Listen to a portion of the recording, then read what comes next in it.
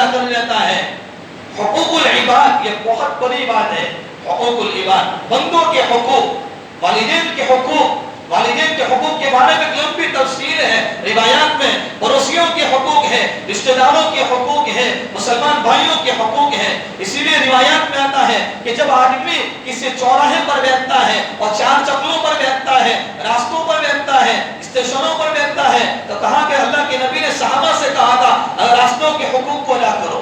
راستوں کے حقوق میں یہ بات آتی ہے پہلے نمبر پر ہم ایسی جگہوں پر بیٹھے ہی ہوں کیوں کہ ہمارے بیٹھنے کی وجہ سے ہماری مسلمان ماں بہنیں اس کو جانا ہو کسی کام کے لیے اور وہ جانے کے لیے شرم محسوس کرتی ہو، اس کی عزت کا پامال ہو رہا ہو۔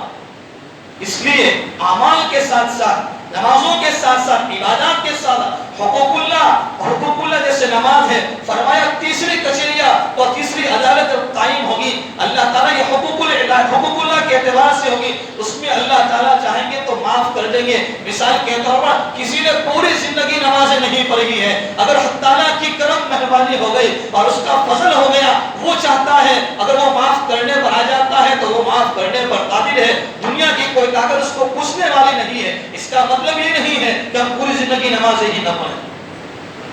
نمازوں میں کوتاہی اگر اللہ نے چاہا تو معاف کر دے گا، اگر اللہ نے چاہا تو پکڑ کر لے گا، لیکن حقوق العباد جب تک بندہ معاف نہیں کرے گا۔ اس لیے دوسری روایت میں اللہ کے نبی نے فرمایا دنیا میں کسی نے ایک بالش کا الفاظ آتے ہیں کہ کسی نے دنیا میں ایک ریت زمین پر قبضہ کیا ہے، کل قیامت کے دن 7 زمینوں کا ہار بنا کر اس کے گلے میں ڈالا جائے گا اور کہا جائے گا اس کو اٹھا۔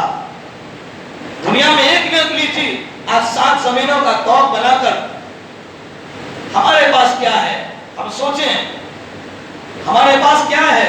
کوئی عمل ہے؟ ہمارے پاس کوئی ایک نماز ایسی نہیں ہے، ایک سجدہ ایسا نہیں ہے جو میں اور آپ اللہ کے سامنے پیش کر سکیں کہ اے میرے رب میرے پاس نماز ہے، میں نماز ہے، ہماری نمازیں ہیں، ہمارے روزے ہیں، ہماری عبادت کچھ بھی نہیں ہے۔ ہمارا ایمان اندر سے ٹھکوسلا ہے، اندر سے کھوسلا ہے، جیسے وہ لکڑا ہوتا ہے اور اندر میں کھجلی آ جاتی ہے اور پورے لکڑے کو اندر سے کھا جاتی ہے، یہاں تک کہ آدمی کو باہر سے لگتا ہے لکڑا بہت بہترین ہے، جیسے ہی آدمی اس کو پکڑتا ہے تو وہ ہاتھ سے گر جاتا ہے، اس کے چورے چورے ہو جاتا ہے۔ میرا اور آپ کا ایمان اسی طریقے سے ہے۔ دنیا کے حالات کے ٹھکیلے اور دنیا کی مال و دولت کی محبت ہمارے دلوں میں اتنی راسخ ہو چکی ہے، اتنی پیوست ہو چکی ہے کہ یقیناً ہم اپنے ہاتھوں سے ہزاروں لوگوں کو دفن کرتے ہیں۔ اب ہم روزانہ لوگوں کی موت کی خبریں سنتے ہیں واٹس ایپ کے ذریعے سے اور سوشل میڈیا کے ذریعے سے، لیکن ہماری زندگیوں میں کوئی تبدیلی نہیں آئی، کوئی تبدیلی نہیں، اور کبھی ہم نے زندگی کو بدلنے کا کوئی پختہ ارادہ ہی نہیں کیا ہے۔ یہ جماعت کے بیانات، یہ جمعہ کی جو بیانات ہوتے ہیں وہ تو ہم نے یوں سمجھ لیا ہے جمعہ ہے بیان ہوگا بات ختم، اس کان سے سنا اس کان سے بات نکال لی، بات میری قریبی ہے، لیکن جو حق ہے وہ کہنے کی میری ذمہ داری ہے۔ ایک ذمہ دار بن کر اس ذمہ داری کے ذریعے سے یہ بات پہنچانا چاہتا ہوں میرے بھائیوں، ہماری عبادتوں کے ساتھ ساتھ ہمارے حقوق العباد کی لائن کے اعتبار سے ہمیں بہت محنت کرنے کی ضرورت ہے۔ اور ہم تھوڑی دیر کے لیے سوچیں، میں اپنی زندگی کا محاسبہ کروں، ہم سب اپنی زندگی کا محاسبہ کریں۔ کیا صبح میں بیدار ہونے کے بعد رات کو سونے وقت تک کیا میرے پاس کوئی ایک سبحان اللہ ایسی ہے کہ میں اللہ کے سامنے پیش کر سکوں؟ کسی کے سامنے بتانے کی ضرورت نہیں، میں خود میرے گریبان میں جا کر میرے دل سے پوچھوں۔ سب سے بڑا مفتی میرا دل ہے، سب سے بڑا مفتی ہمارا دل ہے۔ استفتی قلبک، اپنے دل سے پوچھو، بعد میں کسی دوسرے مفتی سے پوچھو، سب سے پہلے اپنے دل سے میں کہاں ہوں، میں کیا کر رہا ہوں، میری زندگی کیسی گزر رہی ہے۔ ہمارے گاؤں میں اتنی میتیں ہوئی اور سب کچھ ہم نے حالات دیکھے، کیا ان حالات کے بعد ہماری مسجدوں میں کیا تبدیلی آئی، ہماری زندگیوں میں کیا تبدیلی آئی؟ کیا ہم نے کسی کے حقوق کو ادا کرنے کی کوشش کی؟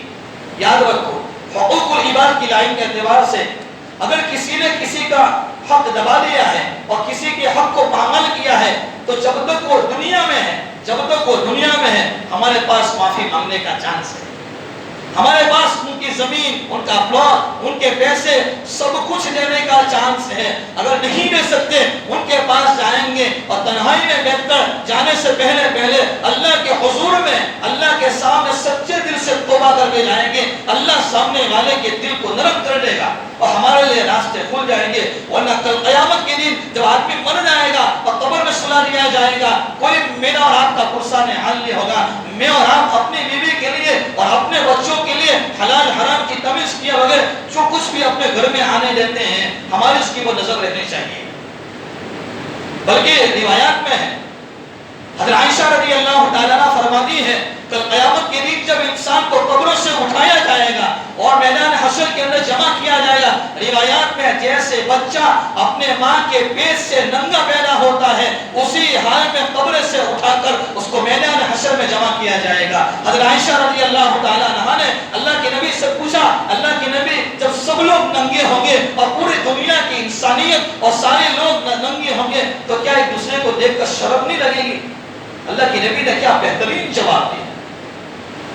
اللہ کے نبی نے کہا کہ شرم عائشہ، لوگ اپنے اپنے اعمال میں اور اپنے اپنے نفسا نفسی میں اتنے ملوث ہوں گے اور اتنے ڈوبے ہوئے ہوں گے کہ ان کو کسی کی طرف نظر اٹھانے کی ضرورت نہیں پڑے گی۔ ایسا خطرناک حالات اور ایسے خطرناک مناظر میرے اور آپ کے سامنے آنے والے ہیں اور یقیناً آنے والے ہیں۔ اس سے پہلے اس دنیا میں جب تک میری اور آپ کی آنکھیں کھلی ہیں، میرے اور آپ کے پاس چانس ہے، ورنہ زندگی کا کوئی بھروسہ نہیں ہے۔ ابھی خبر ملی ایک دن ایک جگہ پر کہ ایک آدمی رکشہ چلاتا اس کی رکشہ میں پیسنجر تھے اور وہ وہیں پر اپنے گردن کو ڈال لیا۔ کیا زندگی کا بھروسہ ہے؟ ابھی 2 دن پہلے ایک نیوز پڑھا تھا، ایک آدمی کسی لڑکی کے ساتھ زنا کر رہا تھا، حد ہو گئی دنیا کے انسانوں کی، اور اس زمین پر کتنی گندگی پھیل گئی کہ وہ زنا کرتا اسی حال میں دنیا سے چلا گیا۔ اور روایات میں ہے جو آدمی دنیا میں جس حال میں اس کی موت آئے گی، قبر میں اسی حال میں اس کو دفن کیا جاتا ہے اور اسی حال میں قبر سے اٹھایا جائے گا۔ اب اس روایت کو سن کر اپنی زندگی پر غور و فکر کرنے کی ضرورت ہے کہ میری اور آپ کی زندگی کہاں گزر رہی ہے۔ اللہ تعالیٰ صحیح معنی میں سمجھنے کی، ہم ایک دوسرے کے حقوق کو جان کر ادا کرنے کی اور ہمیں اس کے لیے تیاری کرنے کی اللہ ہم سب کو توفیق کامل نصیب فرمائے، آخرت کی تیاری کی توفیق عطا فرمائے۔ آمین۔ وآخر دعوانا